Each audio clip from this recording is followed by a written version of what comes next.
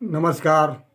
विद्यार्थी कीर्तन मंडल सुनाता के मेरे प्रिय विद्यार्थी मित्र छोटू, प्रिंस, मनीष, उमेश और अन्य समस्त प्रिय विद्यार्थी मित्रों की ओर से आज़ाद अमर 108 यूट्यूब चैनल पर आप सभी विद्यार्थी मित्रों का हार्दिक स्वागत, अभिनंदन, वंदन करते हुए मैं कवि विद्यार्थी अमर आज़ाद आपके समक्ष ऐतिहासिक एक कहानी है, काला चांद।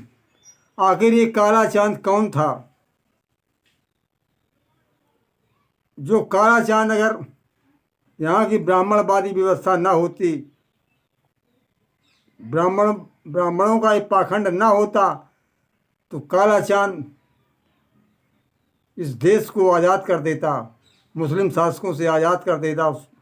उसका एक प्रण था, लेकिन पाखंडवाद के चलते, ब्राह्मणवाद के चलते उस काले चांद को आदेश नहीं दिया गया मुसलमान की लड़की से शादी करने का। कि सन 1705 में की बात है। औरंगजेब बादशाह वृद्ध हो चुका था, मुगलिया शासन का सूर डूब रहा था, मुगल तख्त डगमगा रहा था। वो कभी अंग्रेज़ों की शरण में, कभी मराठों की शरण में जाने लगा था। औरंगजेब के मरने के बाद उसकी स्थिति डामाडोल हो गई थी। औरंगजेब के सामने मुगलिया शासन का एक बड़ा हिस्सा मराठों के हाथ में चला गया था। हैदराबाद के निजाम वहाँ पर सब भी मराठों का झंडा भगवा फहरा रहा था। तो इतना मौका अच्छा था, एक बार अवसर चूके थे। कब? जब शाहजहाँ का शासन था, उसकी बेटी जहानारा उस समय वहाँ की मलिका थी, जो अपनी बाप की पत्नी बनकर रह रही थी। उस सारे हिंदुस्तान की रियासत, तख्त की वो मलिका थी। उसने हाड़ा के छत्रसाल राव से शादी करने का प्रस्ताव किया, लेकिन हाड़ा के छत्रसाल राव ने ये कहकर उसे मना कर दिया कि हमारे धर्म और ईमान के खिलाफ है, मैं हिंदू हूँ, तुम मुसलमान हो। उसी समय ये हिंदुओं के हाथ में शासन चला आता, और एक मौका वो चूके और इसे न जाने कितने मौका चूक गए। इसीलिए हमारे गुरुदेव स्वामी आधार चेतन जी ने कहा है, एक वीडियो में मैंने सुना है कि समय समय पर हिंदू जाति अपना मौका चूक गई, और समय समय पर हिंदू जाति अपना मौका चूक गई। इसीलिए तो हरी भरी फुलवारी सारी सूख गई। इस देश की हरी भरी फुलवारी हमेशा हिंदू जाति चूकती रही, क्योंकि हिंदुओं के अंदर पाखंडवाद है। अब लीजिए, शाह जफर, एक जफर सरदार 1705 ईस्वी में बंगाल बिहार का पर उसने अधिकार कर लिया, और बादशाह औरंगजेब तो इधर वृद्ध हो ही चुका था। तो उसको सूचना दी, हम आपको टैक्स कर देते रहेंगे। तो सोचा क्यों से लड़ा जाए, जो वो देता था टैक्स ये देगा, बन गया। लेकिन वो जफर सरदार था, शाह जफर, वो बहुत बढ़िया आदमी था। वो हिंदुओं से प्रेम करके चलता था। वो औरंगजेब की तरह कट्टर मुसलमान नहीं था। इसीलिए मुसलमान उस नवाब से जलते थे, शाह जफर से जला करते थे। तो कहानी लीजिए, थोड़ा गायक के रूप में मैंने दोहा चौपाई में लिखी थी। अरे ताबो से समय मुगलिया शासन, अरे जाकर पेश किया विज्ञाप, अरे टैक्स हम यहाँ तुमको पहुँचाऊँ, अरे कर सदाए आप को शीश झुकाऊँ, मानूँ और मानूंगा यार देश तुम्हारा, करी है पूर्ण लाऊं मैं बारा।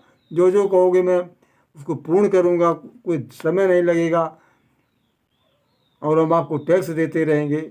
बादशाह मान गया।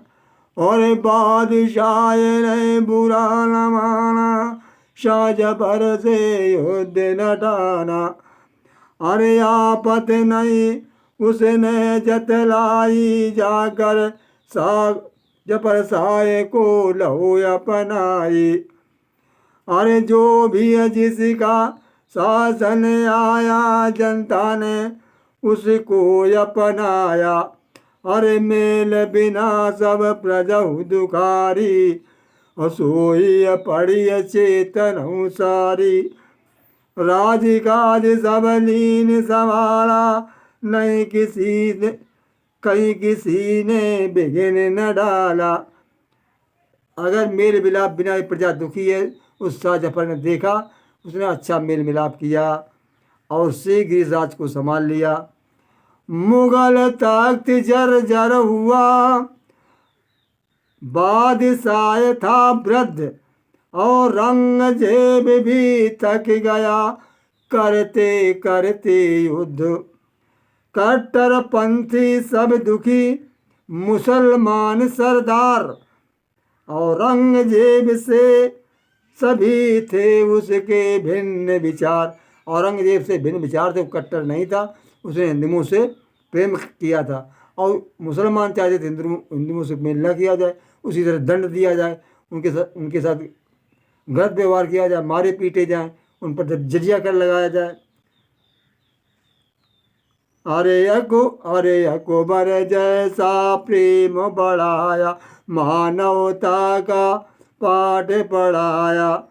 अरे अधिकांश प्रजामय हिंदू भाई सब सोलो व्यवहार बनाई। भेदभाव ने ठौर न पाया जनता ने आनंद मनाया। अरे खत्म हुआ सब मुझको तुझको और मिला फायदा खुल कर सबको। अरे दूर दूर तक हुई बड़ाई खुशी अत्यधिक हिंदू भाई।